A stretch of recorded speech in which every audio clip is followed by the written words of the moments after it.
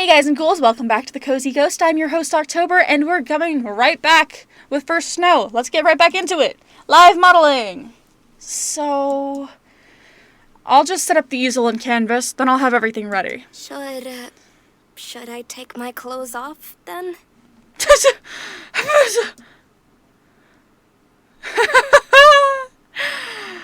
She's about to answer before pausing for a moment. Much as I might try to stifle my awkwardness, undressing in front of someone else is still weird. If it's a problem, you can grab a towel. I can make do.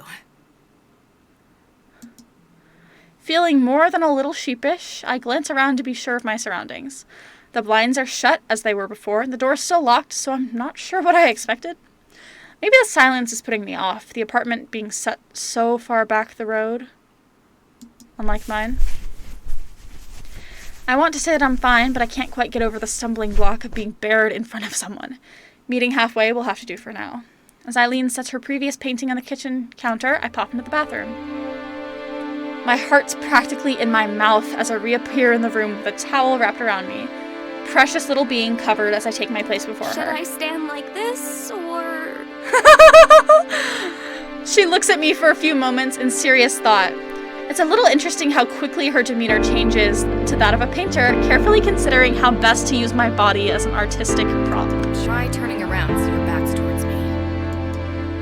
My thoughts are in a haze, unable to let go of how exposed I am. All I can do is nod dutifully as she says. Yeah, that's good. Keep your head like that and maybe let your arms hang down.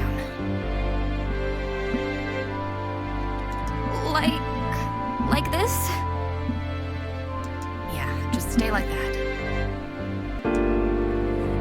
I give a nod, trying to relax as much as I can. That isn't saying much, though. Yo! Ah! Ah! Okay, I'll go back. That's kind of funny to me. Anyway. There's no other sound in the room as she starts sketching me out, the pencil's sharp scratching filling the air. It's certainly an odd experience to think somebody's looking at my body so analytically, taking in every detail, considering it, and copying it to canvas. For Eileen's sake, I try to keep as still as possible despite the butterflies in my stomach. Her pencil work apparently finished, the gentle sound of brush strokes starts as her painting begins in earnest. She's fast at her sketching. I suppose she'd have a good bit of practice at this. I can't see much at all with my head slightly down like this, but at least this position is easy to keep. Without anything in particular to focus my eyes on, I can't help but turn my thoughts inward. How do people do this without getting self-conscious? Nobody's ever looked at my naked body like this, carefully analyzing every curve and muscle. I wonder how I look to her right now. Am I gross? Compared to Eileen, I probably look plain at best. Hey, I know it's not easy, but can you try not to tense up so much? I glance back at Eileen. Our eyes meet, and I force myself to face forward again, resuming my pose. Sorry. It's okay. Not too much longer. Girl, really? How fast does she paint? Her expression was so focused and analytical. I sometimes forget that serious artwork can take so much knowledge and logic as well as creativity. I really am just an art prop for her. That's not true! That's good. If I remember that, this isn't so bad. Eileen's done this plenty of times, and I can trust her. I was the one who offered anyway. Look at her face! The reason I did this was to help her, and now I can finally be part of her true passion at painting. I feel the corners of my mouth tug a little at the idea. Makes me feel a little special that she's looking at me this way. While she's no doubt done life drawing before, this is something different. Only now do I realize that Eileen's brushstrokes have ceased. Just as I work up the will to question her, Eileen speaks up. Alright, you can move now. A weight comes off me as my entire body slumps, a long breath escaping my lips. It feels like my entire body deflates. Thankful that my duty has been fulfilled, I adjust the towel a little to ensure it doesn't slip off. My first thought is to go where I've carefully placed my clothes, but on the way I'm distracted by the sight of it. I'm left speechless. Damn, girl! Oh my god! I have to resist the urge to reach out and touch it. This is how Eileen sees me. Not gross nor plain. I feel my heart sting a little as my eyes move across the canvas, seeing through Eileen's eyes how she sees me. As I stand gazing at the painting, I feel a coat come over me. Eileen draping it over my shoulders! As I'm about to thank her, before the words are stolen from my mouth by her different demeanor. She's blushing! She's blushing! Compared to her intense focus while painting, her gaze awkwardly avoids my appreciative expression. All I can do is smile as I clasp the coat tight, the bashful Eileen standing in silence beside me. It's beautiful. Oh! They're gay, and they're in love. They just don't know it yet.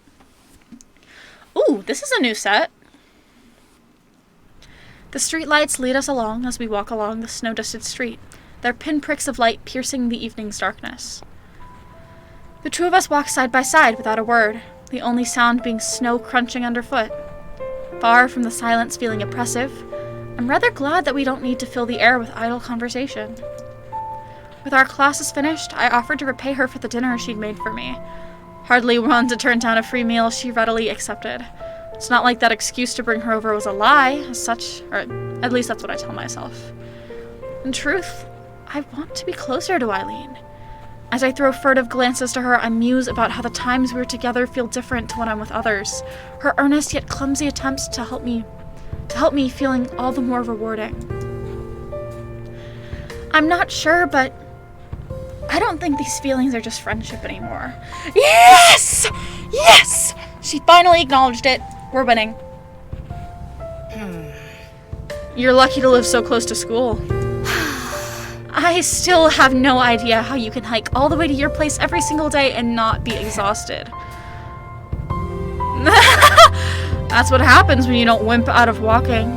Being fit has its advantages. While I stop myself from imagining how fit Eileen's body is, I'm reminded that she's seen my own body. I cringe in embarrassment as I remember modeling for her the other day, trying to shake off the feeling before she notices. So pretty. Eventually, we reach the now familiar apartment building, the two of us stopping a moment. I'm a little surprised myself at how quickly I came to think of this place as home. The ill-maintained building feeling so foreboding at first. Everything here is so different to home. Right down to the streetlights we stand under. Gone were the modern white lights of downtown and the suburbs, replaced by dull orange lamps, which occasionally flickered. Well, here it is. I'm more than a little nervous about what she thinks of this new home after bringing her all the way here. Rather than judging me for it, she looks more to be carefully studying it. My nervous attempts to read her stoic gaze get me nowhere. Looks nice. So, what's your roommate like, anyway? No sooner do the words leave her mouth than she jumps from my hand, latching tightly onto her shoulder. I didn't even notice her in the darkness. She must have been having a smoke outside when she saw us. Hey! She looks nervous! As we sit at the dinner table, Eileen's gaze has trouble staying on us. I know those eyes well.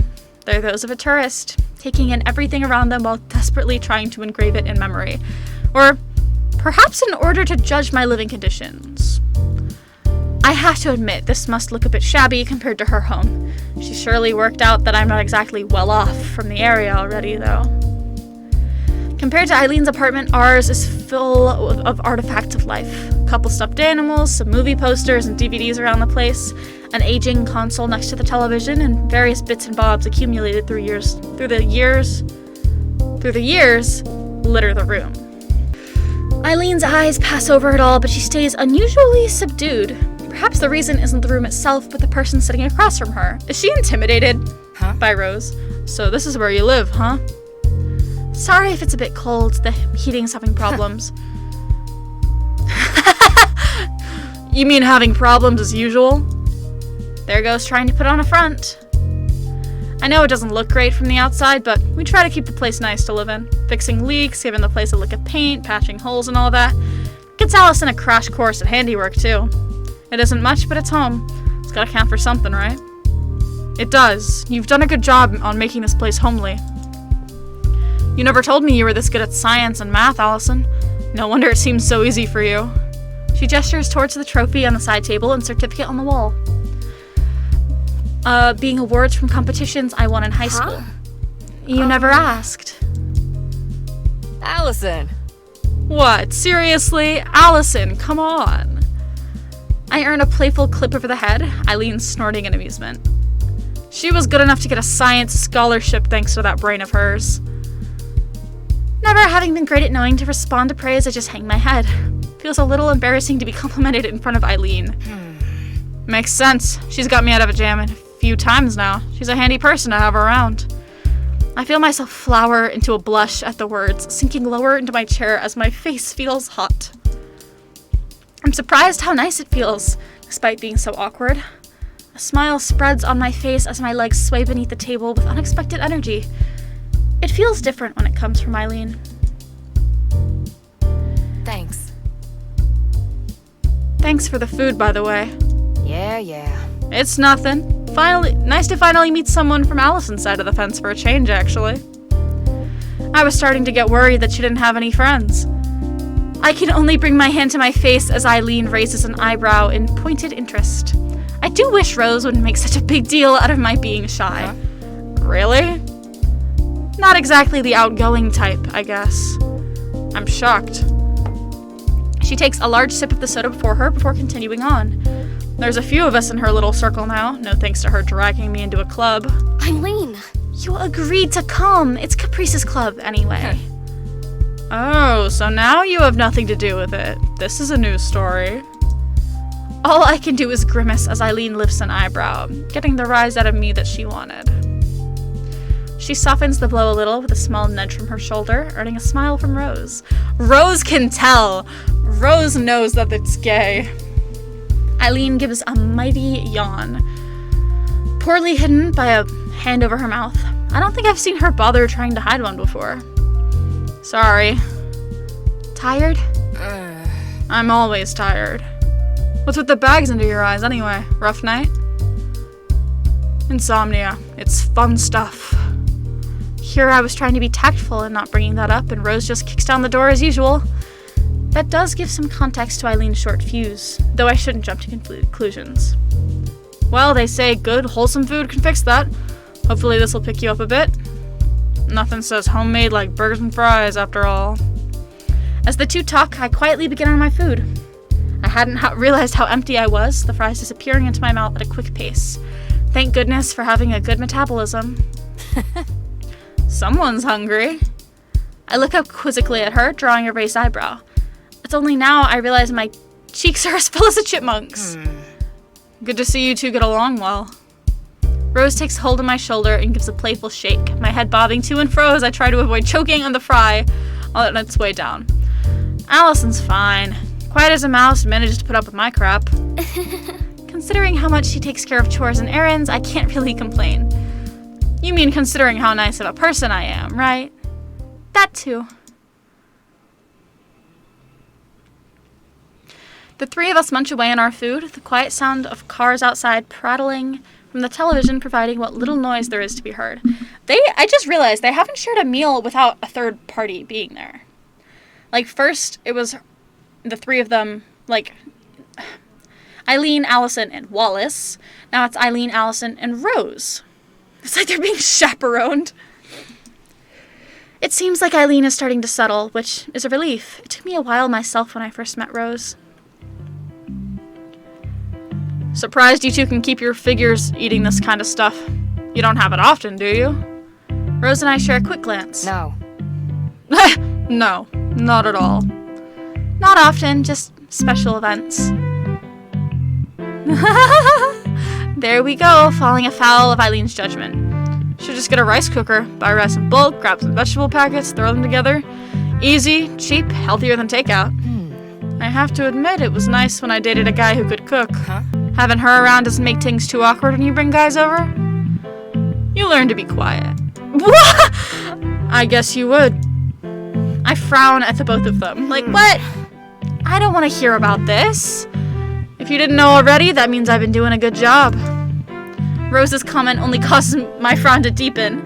I can feel myself blushing just from the topic of conversation, which just embarrasses me more. Besides, if you ever get a boyfriend, you're going to have to learn too if you want to bring him around here. I won't be doing anything like that. Rose laughs, and even Eileen looks amused. I sulk, hating that the attention has been centered on me now.